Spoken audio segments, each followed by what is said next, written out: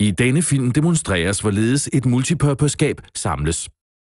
Multipurpose-skabet blev udviklet i projektet Substitution af materialer offshore, som er et ud af 5 delprojekter under det overordnede projekt Energi på havet.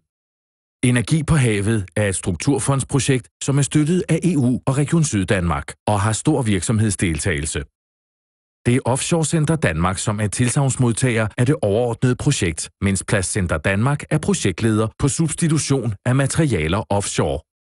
Det maritime miljø med saltvand, UV-stråling, skiftende temperaturer med mere er meget aggressivt, hvorfor de fleste metaller ruster i dette miljø.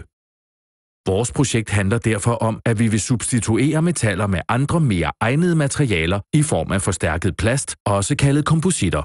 Multipurpose-skabet er en form for universalskab, eller kan være et sortiment af skabe, som er modulopbyggede.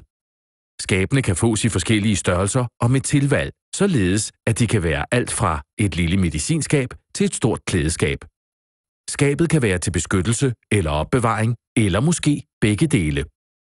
På skabet kan der monteres solceller, som genererer energi til at køre lys og blæsere, så der inde i skabet kan være en tempereret atmosfære, og det installerede i skabet er godt beskyttet mod det omgivende miljø.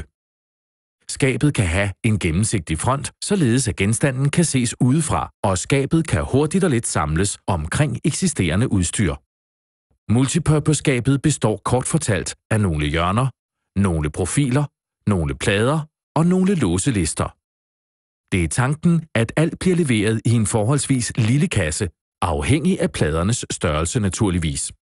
Skabet fremstilles i materialer alt efter valg og behov, hvilket selvfølgelig har en betydning for prisen. På nogle offshore-installationer er der udover krav om god vejrbestandighed også skrappe krav til materialernes brandtekniske egenskaber.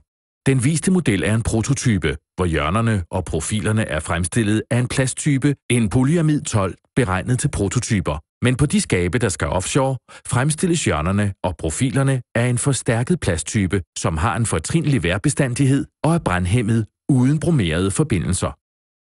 Pladerne på den viste model er stærke, hærdeplastiske kompositter, som er vejrbestandige og brandhæmmede, men her er der mulighed for at vælge, hvad der er brug for, afhængigt af skabets placering og kravspecifikationer i øvrigt. Den viste låge er fremstillet af en ridsefast polykarbonat. Hængslerne og låsetøjet er ligeledes fremstillet af en forstærket plast.